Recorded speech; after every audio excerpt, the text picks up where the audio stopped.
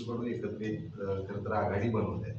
त्यांनी तिसरी आघाडी केली तर चांगलंच आहे असं पण तुम्ही म्हटला. मात्र त्यांची आघाडी जर नाही, चांगलंच आहे असं मी म्हटलं नाही.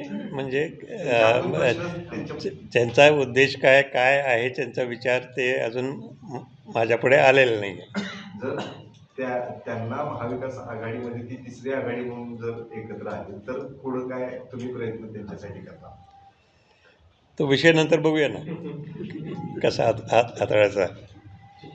पण तशी आघाडी झाली तर ते महाविकास आघाडीला सुद्धा थोडासा फटका बसणार आहे. आपण महाविकास आघाडीच्या पक्षातले खासदार आहात. त्यांचे आत्ताच तुमच्याकडनं कळतं आहे मला त्यांचे उद्देश काय आहेत किंवा त्याच्याबद्दल त्यांचा विचार काय झाला याच्याबद्दल मला अजून काही माहीत नाही. त्यामध्ये संशोधन होण्याची गरज आहे. संशोधन हे सातत्याने होत राहिलं पाहिजे. आणि संशोधन करणारे इतिहासकार आपल्या कोल्हापुरात अनेक आहेत. त्यांनी त्याच्याबद्दल विचार प्रगट आता केलेलेच आहेत. आणि कोणाला काय विचार प्रगट करायचे असेल ते करू शकतात. काय सांगाल वाघनख्या संदर्भात महत्त्वाचा प्रश्न पुढे येतोय, कारण कोट्यावधी रुपये खर्च करून सरकार आणते, पण दुसरीकडे इतिहास संशोधक मात्र म्हणतात की त्याच्या संदर्भात कुठल्या प्रकारचे पुरावे नाहीत आणि जी वाघनख आहे ती छत्रपती घराण्यात आहे साताऱ्यामध्ये. आता या वाघनखांच्याबद्दल आपण जर विचार केला तर शासन ज्याच्यावर खर्च किती करते दाखवते हा वेगळा प्रश्न आहे. आता फक्त एकच पॉईंट ऑफ व्ह्यू आपण बघू की ते वाघनख कुठले आहेत. तर आपले इतिहासकार इंद्रजीत सावंत सांगतात की ते शिवाजी महाराजांचे आहेत, छत्रपती शिवाजी महाराजांचे आहेत, याच्यात काही पुरावा नाही. आणि मग शेवटी आपण इतिहास संशोधक जे आहेत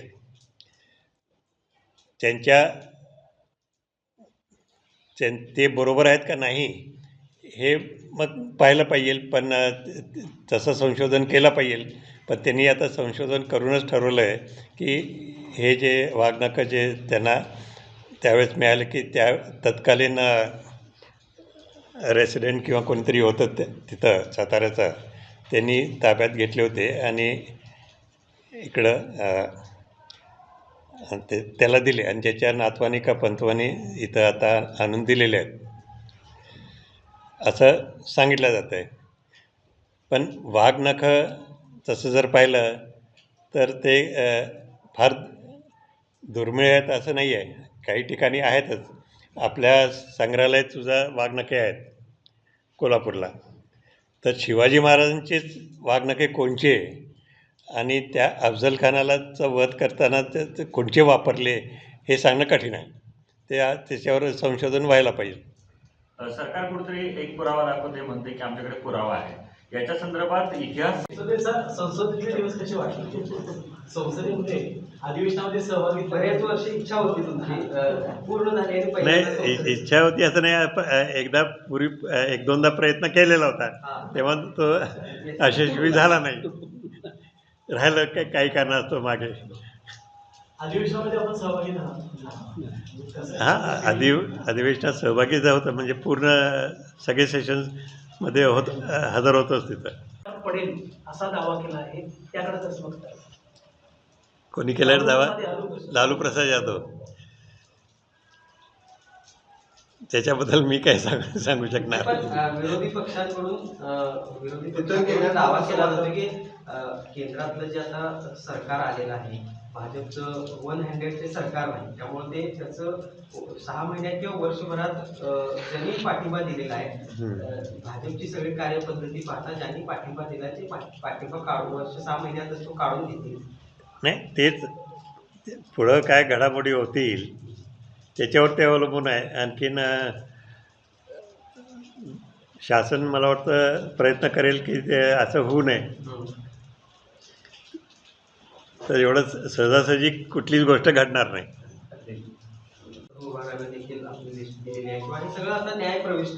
न्यायप्रविष्ट आहेच आहे. म्हणून खरं जर पाहिलं तर सगळ्यांनी एकत्र बसून आणि समजुतीने हा विषय मिटवला तर सगळ्यात चांगला आहे.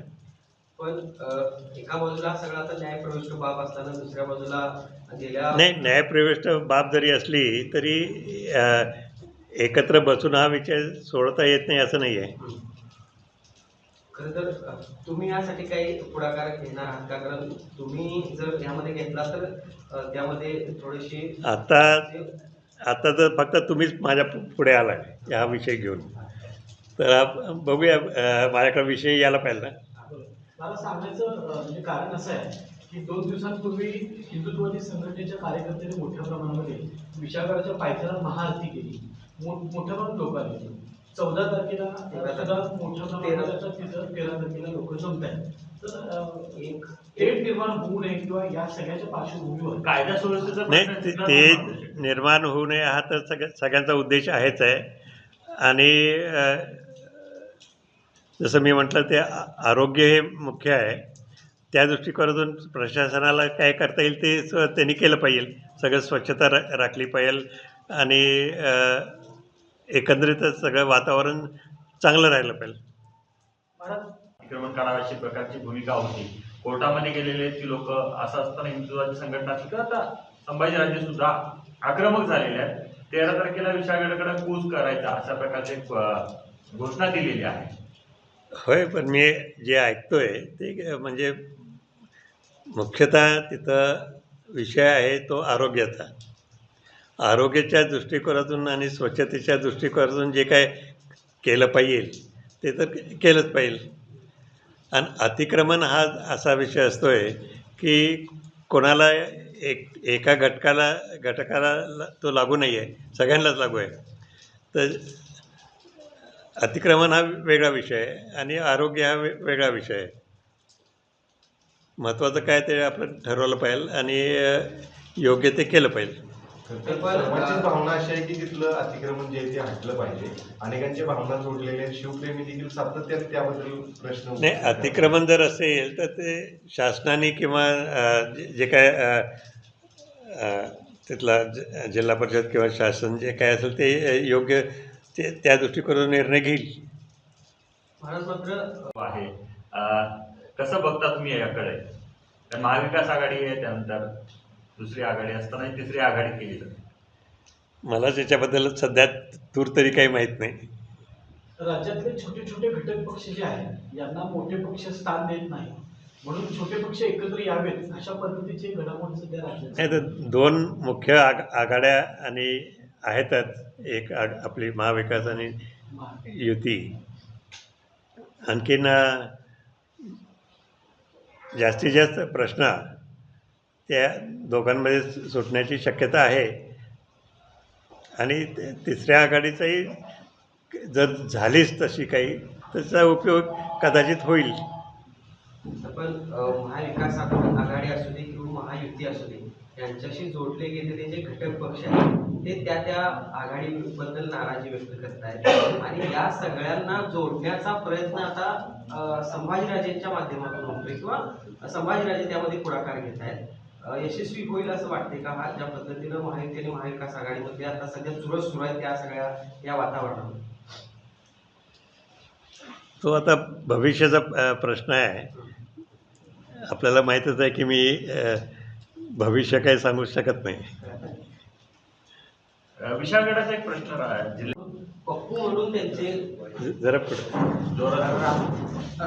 भाजपकडून राहुल गांधींची इमेज पप्पू अशी तयार केली गेली होती. मात्र आता तेच राहुल गांधी विरोधी पक्ष नेता बनलेले आहेत. काय याच्यावर सांगा तुम्ही? जो बदल झालाय आता विरोधी पक्ष नेता म्हणून त्यांना भाजपला सामोरं जावं.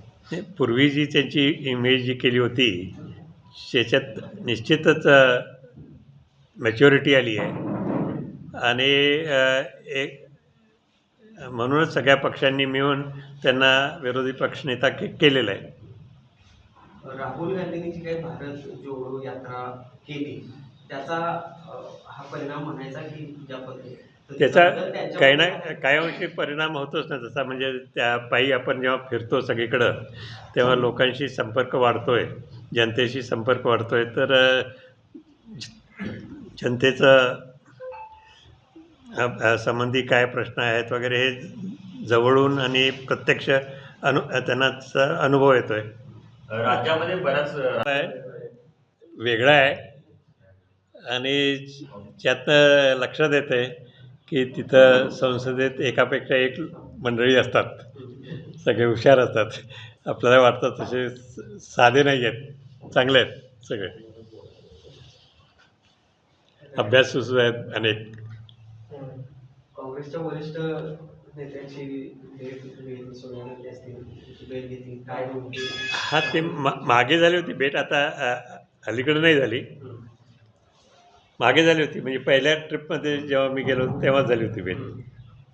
एक स्ट्रॉंग अपोजिशन असला पाहिजे, तशा पद्धतीचं वातावरण. राहुल गांधी आता त्या ठिकाणी विरोधी पक्ष विरोधी नेता पक्षनेते आहेत. कुठल्याही लोकशाहीमध्ये विरोधी पक्ष मजबूत असला पाहिजे आणि तरच सगळे कामं व्यवस्थित होतात आणि लोकांच्या दृष्टी कोणातून त्याच्या हिताचं काम केलं जातं आहे आणि सगळ्यांना एकमेकाच्या विचारपूस करून कामं होतील यापुढं.